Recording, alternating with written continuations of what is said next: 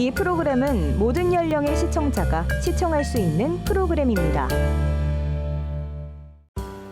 충청북도에는 우리나라의 천주교 역사가 고스란히 남아있는 등록문화재가 있습니다.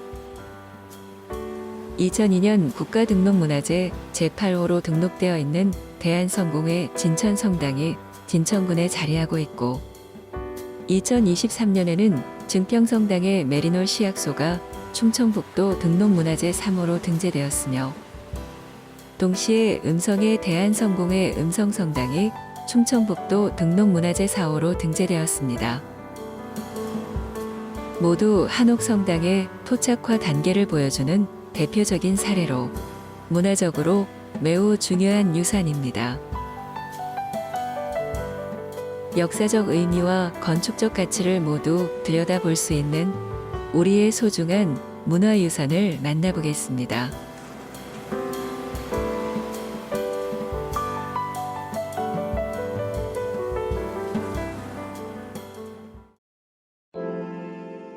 가장 먼저 찾은 곳은 충청북도 진천군 진천읍에 자리하고 있는 진천성당입니다. 붉은 벽돌로 새롭게 지은 신축 성당이 웅장하게 먼저 보이는데요. 그 옆으로는 멀리서도 한눈에 들어올 정도로 커다란 예수상이 두 팔을 벌려 맞이해주고 있습니다. 이곳에는 국가등록문화재 제8호로 지정되어 있는 한옥성당이 함께 자리하고 있습니다. 진천성당은 충북지역 선교의 거점 역할을 목적으로 지어진 충북지역 최초의 성공회 건축물로, 이후 성공회 성당 건축물의 본보기가 될 정도로 중요한 건축물입니다. 대한성공회는 영국의 국교인 성공회가 19세기 말 서구 열강과 함께 우리나라에 들어왔으며, 대표적인 교회로는 덕수궁 옆에 위치한 서울교구 주교좌성당과 강화도에 위치한 강화 온수리 성공회 성당이 있습니다. 20세기 초에 세워진 성공회 성당은 다른 개신교와는 달리 목조 한옥의 형태를 갖추었으며, 이는 토착화 형태의 교회 건축물이었다고 합니다. 이 진천성당은 1907년 영국 성공회 선교를 목적으로 영국의 건의이자 한국어 이름 김우일 신부의 주도하에 세워졌습니다. 그러나 1920년 화재로 소실되었고, 지금의 성당은 1923년에 다시 지어졌습니다. 현재 건물은 2002년 11월 도로 확장으로 진천읍 삼수초등학교 맞은편에 있던 것을 그대로 옮겨 놓은 것입니다. 외부는 정면 4칸, 옆면 8칸 규모의 한옥 형식입니다. 전통적인 한옥과의 차이점이라면 출입문이 길고 넓은 옆면이 아닌 좁은 정면에 있다는 점인데요. 이는 한옥의 모양을 하고 있지만 건물 구조는 서양의 성당 구조를 그대로 이용해 건축한 것으로 보입니다.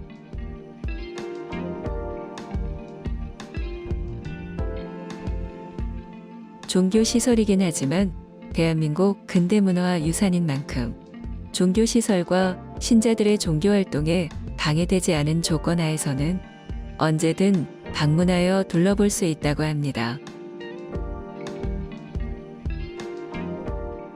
실내는 예배드리기 위한 공간으로 전형적인 고대 로마 교회 건축 형태인 바실리카 형식을 이루고 있습니다. 바실리카 양식의 특징은 제단 전면에 칸막이 난간이 있고, 난간 앞에 신자석이 있는 신랑이 있으며, 그 양측면에 회랑의 성격을 가지는 측랑이 있고, 신랑과 측랑 사이에 열주가 위치합니다. 이후 많은 교회들이 바실리카 양식을 채용하였고, 근대와 현대에 이르러 대부분의 교회나 성당은 바실리카 양식을 따르고 있습니다.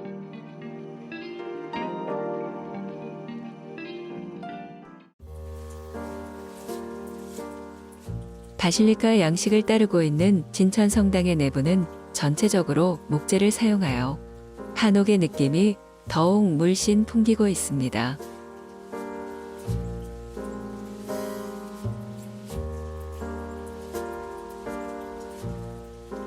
오른편 측랑 한편에 있는 오르간이 눈길을 사로잡는데요. 화려하지 않지만 단순하고 깔끔한 오르간은 군더더기 없는 진천성당의 고즈넉한 내부와 잘 어울리는 모습입니다.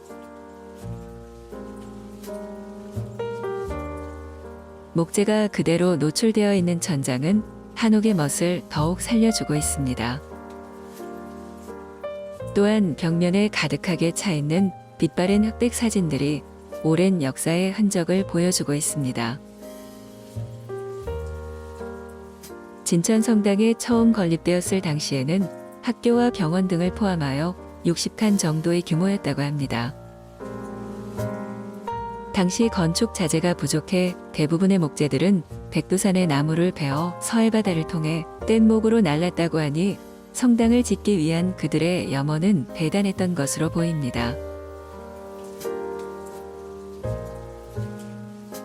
병원은 1947년까지 운영하며 의료 혜택을 제공하였고 학교는 1937년 일제에 의해 강제 중단될 때까지 문맹 퇴치와 신문물 전파에 공헌하였습니다. 하지만 현재는 모두 사라지고 교회만이 보존되고 있는데요. 천주교가 박해를 받던 시절 이곳은 신앙을 지키려는 신자들의 희생과 헌신의 상징이 되었고 현재까지 많은 사람들이 이곳을 찾아와 마음의 평화를 찾고 있습니다.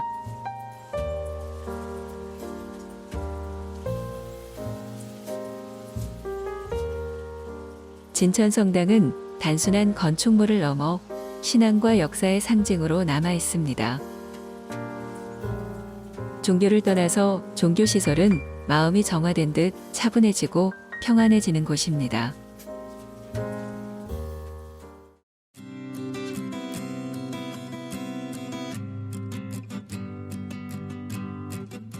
이번에 찾은 곳은 충북 증평군 증평읍에 자리한 증평성당입니다. 증평성당은 1937년 고마리 성당서 분가하여 30평 규모의 초가집으로 시작하여 1956년 고딕 양식의 성당으로 신축되었으며 2015년 한 번 더 신축되어 지금에 이릅니다. 작은 읍단위 성당이지만 오랜 역사와 문화가 살아 숨쉬는 곳입니다.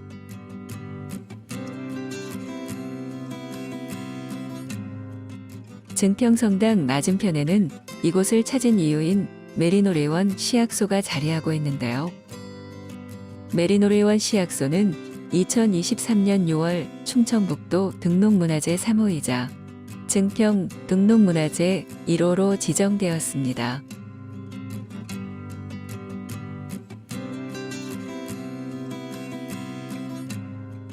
글자가 떨어져 나간 간판이 세월의 흔적을 고스란히 보여주는데요.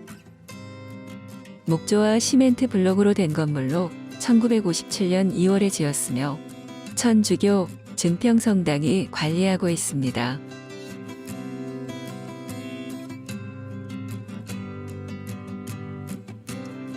(1955년) 메리놀 외방선교회 한국지부가 의료 선교 등을 위해 병원 신축을 구상하였고 증평읍장과 신도 등이 증평성당에 땅을 기부하면서 건축이 진행됐습니다. 1956년 12월 병원이 완공되고 이듬해 2월에 부속 건물로 약을 나눠주던 시약소가 들어섰습니다. 정면 2칸, 측면 3칸의 소박한 단층 건물입니다.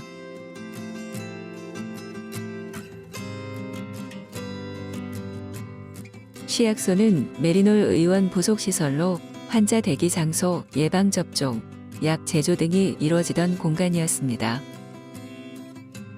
이곳 메리놀 의원은 고마리 성당에서 분가하여 초기 증평성당터로 사용한 곳이었으며 6.25 전쟁 이후 1956년부터 1990년까지 메리놀 병원, 메리놀 증평 수녀 의원으로 불리며 진료를 보기 시작하였습니다.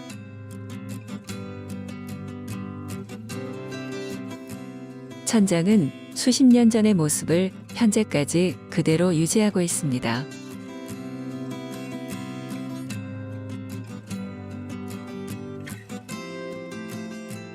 메리놀 외방전교회 한국지부장 이태준 신부가 메리놀 수녀회에 충북 지역 의료 선교를 요청했고, 개원 당시 이곳에는 수녀의사 1명과 간호사 수녀 2명이 파견됐습니다.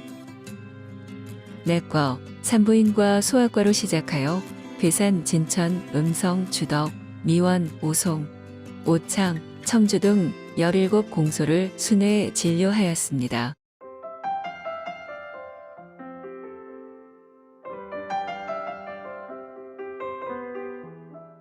(1957년) 개원한 이후 메리놀 병원은 1년이면 6만여 명이 찾을 만큼 문전성시를 이루었습니다. 이 자리에서 진료와 치료를 받았고 약 처방전을 받았기에 증평 메리놀 의원 시약소로 불리웠습니다.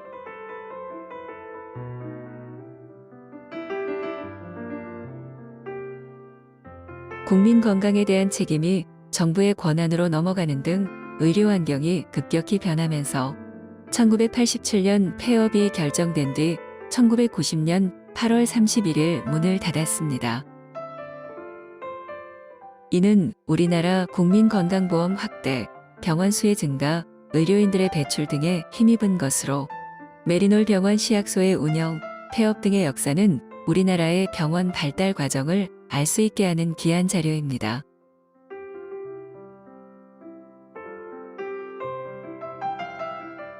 벽면에는 옛 시절의 사진 자료가 전시되어 있습니다.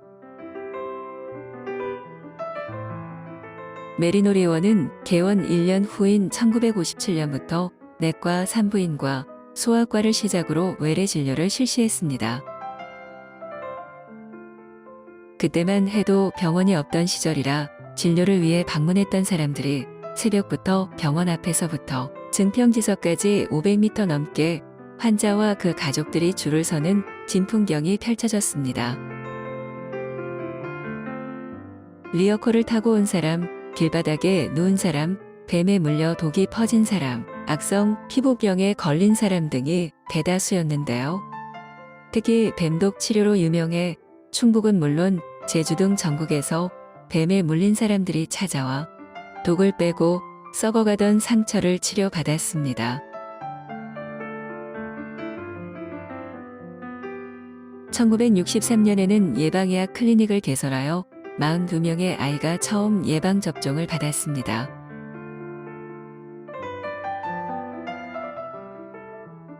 메리놀 의원 시약소는 근대 의료 상황을 알 수 있는 중요한 문화재 사료로 충북의 미래 유산이라고 할 수 있습니다.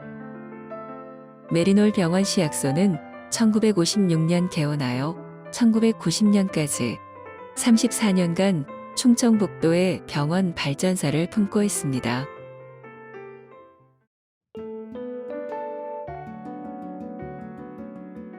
이번에는 충북 음성군 음성읍에 자리한 대한성공회 음성성당입니다. 설립 100년을 맞아 2010년에 새 성당이 세워졌는데요. 그 뒤로 100년의 역사를 고스란히 지키고 있는 한옥 건물의 음성성당을 마주할 수 있습니다. 대한성공회 음성성당은 충청북도에서 진천에 이어 두 번째로 선교가 시작된 곳이며 2023년 6월 충청북도 등록문화재 제4호로 등록 고시되었습니다.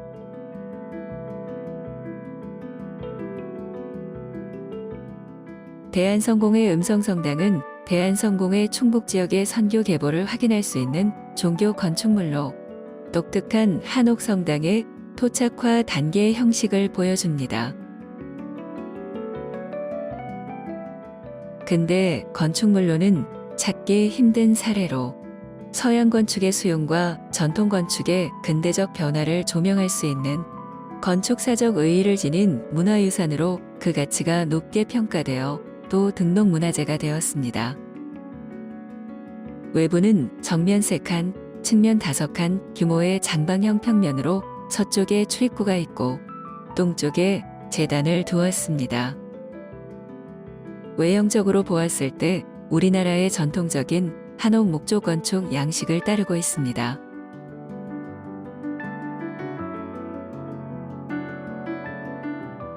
성당 맞은편에는 높게 올라선 종탑이 자리하고 있습니다. 옛 모습 그대로 보존되고 있는데요. 지금도 여전히 예배 시간이면 청명한 소리가 울려 퍼지고 있습니다.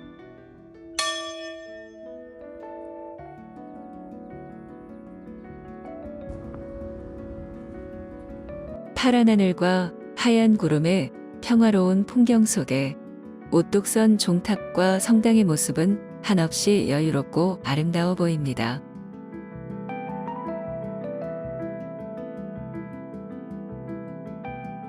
이곳 역시 성당 내부를 들여다볼 수 있는데요.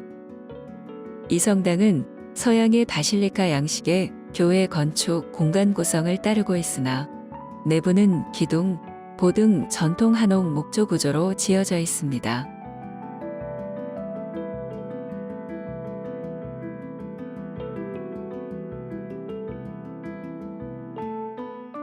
음성성당은 단순한 종교시설을 넘어 지역사회에 큰 영향을 미쳤습니다. 1928년 음성성당은 초등교육을 위한 신명학당을 설립하여 민족교육에 중요한 역할을 했습니다. 신명학당은 일제강점기 동안 지역사회에서 민족의식을 고취시키는 교육기관으로 기능했습니다. 그러나 1944년 교회 탄압으로 인해 신명학당은 폐쇄되었습니다. 이후 성당은 한때 철거 위기를 맞았으나 지역 주민과 성당 관계자들의 노력으로 보존되어 오늘날까지 이어져 오고 있습니다.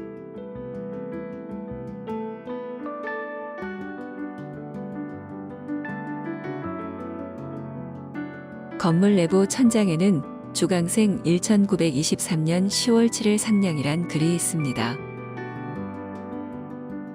지금으로부터 100여 년 전인 1923년 10월 7일에 지었다는 것을 알 수 있습니다. 이 시기 한국은 일제강점기였으며 많은 한국인들이 민족 정체성을 지키기 위해 다양한 노력을 기울이고 있었습니다. 음성성당의 건축도 이러한 맥락에서 중요한 의미를 가지고 있습니다. 신도가 출입하는 쪽에는 남녀 7세 부동석이라는 유교 풍습에 따라 출입문이 2개로 나뉘어 있으며 기도 공간도 분리되어 있는데요. 신부님이 신도들과 같은 방향을 바라보고 미사를 지냈던 벽제대가 설치되어 있습니다.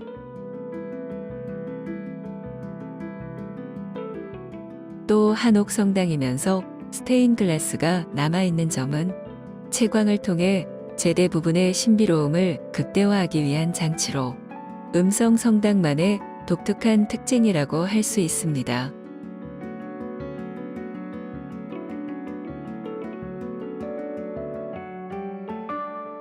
음성성당은 서양 건축과 전통 건축의 근대적 변화를 조명할 수 있는 중요한 문화유산으로 후손들에게 물려줄 수 있도록 관심을 가지고 유지 관리해 나가야 할 것입니다.